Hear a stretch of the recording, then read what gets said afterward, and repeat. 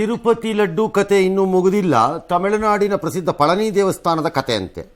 ಅಲ್ಲಿ ಗರ್ಭನಿರೋಧಕ ಮಾತ್ರ ಬೆರೆಸ್ತಾ ಇದ್ದಾರೆ ದೇವಾಲಯ ಪಂಚಾಮೃತ ಪ್ರಸಾದದಲ್ಲಿ ಅಂತ ಯಾರು ಸಿಬ್ಬಂದಿ ನನಗೆ ಹೇಳಿದ್ದಾರೆ ಅಂತ ಯಾರೋ ಡೈರೆಕ್ಟರ್ ಬಿಟ್ಟರು, ಒಬ್ರು ಮೋಹನ್ ಜಿ ಕ್ಷತ್ರಿಯ ಅನ್ನಂತೆ. ಜನ ತಿರುಗು ಬಿದ್ದು ಎಲ್ಲ ಆಗ್ತಿದ್ದಂಗೆ ಪೊಲೀಸರು ಅರೆಸ್ಟ್ ಮಾಡಿಬಿಟ್ರು ಅವ್ರನ್ನ. ಸುಳ್ಳು ಸುದ್ದಿ ಎಲ್ಲ ಹಬ್ಬಿಸ್ಬಾರ್ದಪ್ಪ ಅಂತ ಹೇಳ್ಬಿಟ್ಟು ಅರೆಸ್ಟ್ ಮಾಡಿದ್ದಾರೆ. ಬಟ್ BJP ಅದನ್ನು ಖಂಡಿಸಿದೆ. ಇದು ಸುಪ್ರೀಂ ಆದೇಶಕ್ಕೆ ವಿರುದ್ಧ, ಇದು ಹೋರಾಟ ಮಾಡ್ತೀವಿ, ಅಸಂವಿಧಾನಿಕ ಇದು ಅಂತೆಲ್ಲ ಅವ್ರು ಹೇಳಿದ್ದಾರೆ. That is okay. ಬಟ್ ಅವರು ಅದನ್ನು ಬೇಕಾದ್ರೆ ಟೆಸ್ಟ್ ಮಾಡಿಸಿ ಬೇಡ ಅಂದಿಲ್ಲ ಯಾರೂ. ಅನುಮಾನ ದೂರ ಆಗಬೇಕಂದ್ರೆ ಟೆಸ್ಟ್ ಮಾಡ್ಬೋದು, ಅದೇನು ದೊಡ್ಡದಲ್ಲ, ಅದು ತಪ್ಪು. ಇನ್ನೊಂದು ಕಡೆ ಆ ಕಲಬೆರಕೆ ತುಪ್ಪ ಪೂರೈಸಿದ ಮೇಲೆ ತಮಿಳುನಾಡಿನ ಯಾವುದೋ ಡೈರಿ ಮೇಲೆ ತಿರುಪತಿ ಪೊಲೀಸ್ ಠಾಣೆಗೆ TTD ದೂರು ಕೊಟ್ಟು. ಬೆಂಗಳೂರಿನ ಮಹಾಲಕ್ಷ್ಮಿ ಕೊಲೆ ಪ್ರಕರಣಕ್ಕೆ ಈಗ ಟ್ವಿಸ್ಟ್ ಸಿಗ್ತಾ ಇದೆ. ಮಹಾಲಕ್ಷ್ಮಿ ಕೊಲೆ ಪ್ರಕರಣದ ಶಂಕಿತ ಆರೋಪಿ ಮುಕ್ತಿ ರಂಜನ್ ರಾಯ್ ಒಡಿಶಾದಲ್ಲಿ ಆತ್ಮಹತ್ಯೆ ಮಾಡಿಕೊಂಡಿದ್ದಾನೆ. ಮುಕ್ತಿ ರಂಜನ್ ವಶಕ್ಕೆ ಪಡೆಯೋದಕ್ಕೆ ಬೆಂಗಳೂರು ಪೊಲೀಸರು ಒಡಿಶಾಗೆ ಹೋಗಿದ್ರು. ಈ ಸಂದರ್ಭದಲ್ಲಿ ಆತ ಬಂಧನ ಭೀತಿಯಿಂದ ಈ ರೀತಿ ಮಾಡಿಕೊಂಡಿರಬಹುದು ಅಂತ ಹೇಳಲಾಗ್ತಾ ಇದೆ. ಸೆಪ್ಟೆಂಬರ್ 1ರ ತನಕ ಮಹಾಲಕ್ಷ್ಮಿ ಕೆಲಸಕ್ಕೆ ಹೋಗಿದ್ದಾಳೆ. ಹೀಗಾಗಿ 2 ಅಥವಾ 3ನೇ ತಾರೀಕು ಕೊಲೆ ಆಗಿರಬಹುದು ಅನ್ನೋದು ಪೊಲೀಸರ ಅಂದಾಜು. ಮಹಾಲಕ್ಷ್ಮಿ ಕೆಲಸ ಮಾಡ್ತಿದ್ದ ಶಾಪ್ನ ಟೀಮ್ ಲೀಡರ್ ಆಗಿ ಈ ಮುಕ್ತಿ ರಂಜನ್ ಕೂಡ ಕೆಲಸ ಮಾಡ್ತಿದ್ದ. ಆತ ಕೂಡ ಸೆಪ್ಟೆಂಬರ್ 1ರ ನಂತರ ಕೆಲಸಕ್ಕೆ ಹೋಗೇ ಇಲ್ಲ. ಹೀಗಾಗಿ ಅನುಮಾನ ಬಂದು ಒಡಿಶಾಗೆ ಆತನನ್ನು ಹುಡುಕೊಂಡು ಹೋಗಿದ್ದಾರೆ. ಈ ಸಂದರ್ಭದಲ್ಲಿ ಈ ಪ್ರಕರಣ ಬೆಳಕಿಗೆ ಬಂದಿದೆ. ಈ ಮಧ್ಯೆ ಮಹಾಲಕ್ಷ್ಮಿ ಶವವನ್ನು 59 ತುಂಡು ಮಾಡಿರುವ ಹಂತಕ ತುಂಬಾನೇ ಅಪಾಯಕಾರಿ ಅಂತ ಮನೋವೈದ್ಯರು ವಿಶ್ಲೇಷಣೆ ಮಾಡಿದ್ದಾರೆ. ಹಂತಕನದ್ದು ಸುಡೋ ಈಗ ಇಲ್ಲ ಅವನು ಇನ್ನು ಸುಡೋ ಮ್ಯಾಚೋಯಿಸಂ ಎಂಬ ಅಪರಾಧ ಸ್ವಭಾವ ಇತನದಿರಬಹುದಿತ್ತೇನೋ ಅಂತ ಹೇಳಿದ್ದಾರೆ. 2 ತಿಂಗಳ ಹಿಂದೆ ಉತ್ತರ ಕನ್ನಡದ ಶಿರೂರು ಬಳಿ ಗುಡ್ಡ ಕುಸಿತ ನಡೆಯಿತು, ನಮಗೆಲ್ಲ ಗೊತ್ತು. ಆವಾಗ ಒಂದು ಲಾರಿ ಕಣ್ಮರೆ ಆಗಿತ್ತು. ಕೇರಳದ ಲಾರಿ ಚಾಲಕ ಅರ್ಜುನ್ ಅದರಲ್ಲಿ ಇದ್ದ ಅಂತ ನಮ್ಗೆ ಗೊತ್ತಿತ್ತು.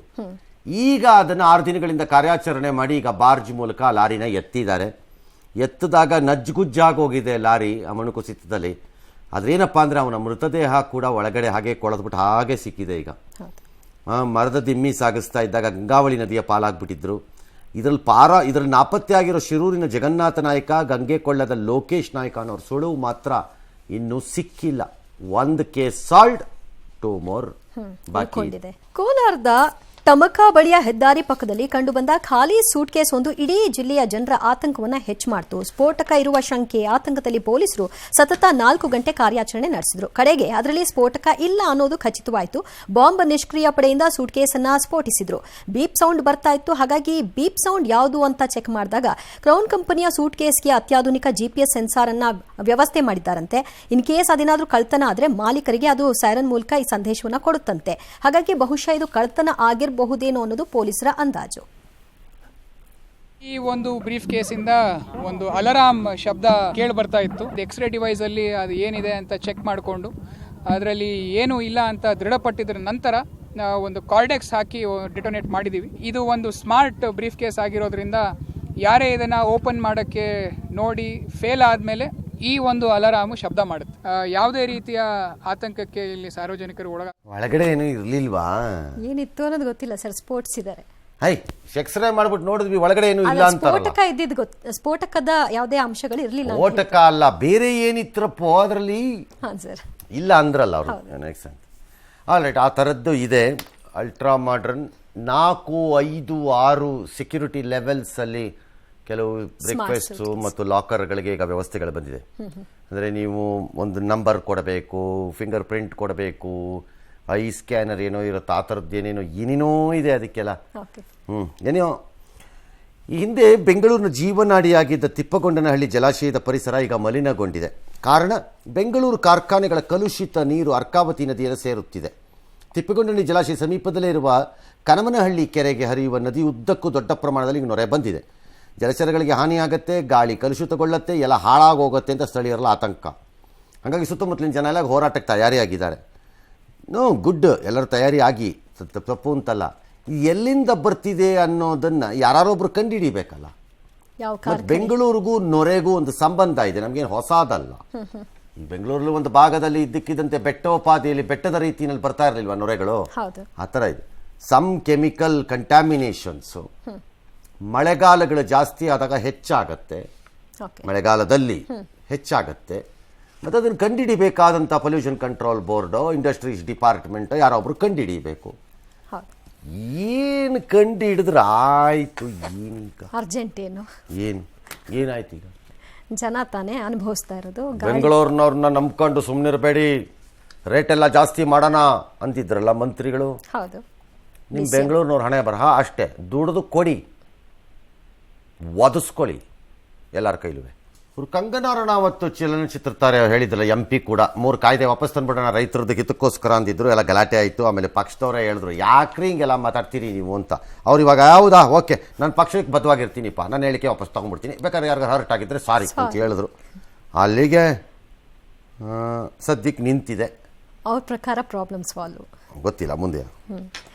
ಇನ್ನು ಉತ್ತರ ಕರ್ನಾಟಕದಲ್ಲಿ ಮಳೆಯ ಅವಾಂತರ ಅಂತೂ ಮುಂದುವರೆದಿದೆ. ವರ್ಣಾರ್ಭಟದ ಧಾಟಿಗೆ ಚಿತ್ತಾಪುರದ ದಿಗ್ಗಾವಿ ಗ್ರಾಮ ಸಂಪೂರ್ಣ ಜಲಾವೃತವಾಗಿದೆ. 100ಕ್ಕೂ ಹೆಚ್ಚು ಮನೆ ಮಂದಿರ ಎಲ್ಲವೂ ಕೂಡ ನೀರು ಪಾಲಾಗಿದೆ. ಸದ್ಯ ಯಾದಗಿರಿಯ ಶಹಪುರದಲ್ಲೂ ಕೂಡ ಇಂಥದ್ದೇ ಸ್ಥಿತಿ. ಮಳೆ ಅಬ್ಬರಕ್ಕೆ ರಸ್ತೆಯೇ ಕೊಚ್ಚಿ ಹೋಗ್ಬಿಟ್ಟಿದೆ. ಅಥಣಿಯಲ್ಲಿ ತುಂಬಿ ಹರಿದಂತಹ ಹಳ್ಳದಲ್ಲಿ ವೃದ್ಧ ಈರಪ್ಪ ಎನ್ನುವರು ಕೊಚ್ಚಿ ಹೋಗ್ಬಿಟ್ಟಿದ್ದಾರೆ. ಅರಬ್ಬಿ ಸಮುದ್ರದಲ್ಲಿ ವಾಯುಭಾರ ಕುಸಿದ ಕಾರಣ ಉತ್ತರ ಕನ್ನಡ ಜಿಲ್ಲೆಯಲ್ಲಿ ರೆಡ್ ಅಲರ್ಟ್ ಅನ್ನು ಪ್ರಕಟಣೆ ಮಾಡಲಾಗಿದೆ. ಮುರುಡೇಶ್ವರದ ಹಡಿಲ ಗ್ರಾಮದ ಬಳಿ ಧಾರೆ ಕುಸಿದಿದೆ. ಇನ್ನು ಮಧ್ಯಪ್ರಾಚ್ಯದಲ್ಲಿ ಯುದ್ಧ ತೀವ್ರಗೊಳ್ತಾ ಇದೆ. ಇಸ್ರೇಲ್ ರಾಜಧಾನಿ ಟೆಲ್ ಅವೀವ್ನಲ್ಲಿರುವ ಮೊಸಾಡ್ ಪ್ರಧಾನ ಕಚೇರಿಯನ್ನು ಗುರಿಯಾಗಿಸಿಕೊಂಡು ಹಿಜ್ಬುಲ್ಲಾ ಸಂಘಟನೆ ಒಂದು ಮಿಸೈಲನ್ನು ಕಾದರ್ 1 ಅಂತ ಕ್ಷಿಪಣಿ ಪ್ರಯೋಗಿಸ್ತು. ಇಸ್ರೇಲ್ ಹೇಳಿತು ನಾವು ಅದನ್ನು ಮಧ್ಯದಲ್ಲೇ ತಾಡದವಿ ಅತ್ಲ ಕಡೆಗೆ ಅಂತ. ಗೊತ್ತಿತ್ತು ಲೆಬನಾನ್ ಹತ್ರ ಇದಲ್ಲದೆ ಇನ್ನೂ 2 ಮಿಸೈಲ್ಗಳಿವೆ ಲಾಂಗ್ ರೇಂಜಲ್ಲಿ, ಅಟ್ಲೀಸ್ಟ್ ಮೀಡಿಯಂ ರೇಂಜಲ್ಲಿ ಇದೇ ಮಿಸೈಲ್ಸ್ ಅಂತ ಗೊತ್ತಿದೆ ಎಲ್ಲರಿಗೂ. ತಮ್ಮ ಮೇಲೆ ಬೇಜಾರು ವಾಕಿಟಾಕಿ ದಾಳಿಗೆ ಪ್ರತೀಕಾರವಾಗಿ ದಾಳಿ ನಡೆಸಿದ್ದಕ್ಕೆ ಹಿಜ್ಬುಲ್ಲಾ ಏನೋ ಹೇಳ್ಕೊಂಡಿದೆ. ಇದು ಓಕೆಪ್ಪ, ನಾಳೆ ಮಿಸೈಲ್ಗಳನ್ನ ಏನಾರು ನೋಡ್ಕೊಂಡು ಹಾರಿಸಿ ಅವಕ್ಕೇನಾರು ಅವ್ರು ಮಾಡಿಟ್ಟಿದ್ರೆ ಅದು ಹಿಂಗೆ ಹಾರಿದ ತಕ್ಷಣ ರಿವರ್ಸ್ ನಿಮ್ಮ ಕಡೆಗೆ ಬಂದ್ಬಿಟ್ಟಾತ ಮೇಲೆ ಮತ್ತೊಂದು ಅಪಾಯ. ಅವ್ರು ನಂಬಕ್ಕೆ ಬರಲ್ಲ ಆಮೇಲೆ ಅವರುಗಳು. ಈ ಕ್ಷಿಪಣಿ ಈ ಲೆಬನಾನ್ ಸುದ್ದಿವಾಹಿನಿ ಮೇಲೆ ಇಸ್ರೇಲ್ ಒಂದು ದಾಳಿ ನಡೆಸಿದೆ.